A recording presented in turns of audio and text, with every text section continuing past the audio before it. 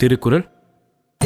இருவரி கவிதை ஒரு பொருள் தருமே, இருவரும் இது போல இருந்தால் சுகம்.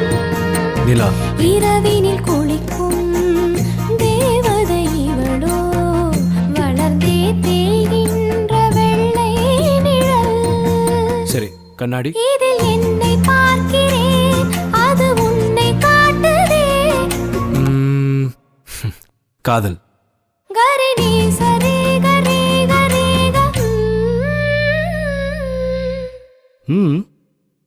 நம் நான்கு கண்ணில் தோன்றுகின்ற ஒற்றை கனவடா. Wow, beautiful.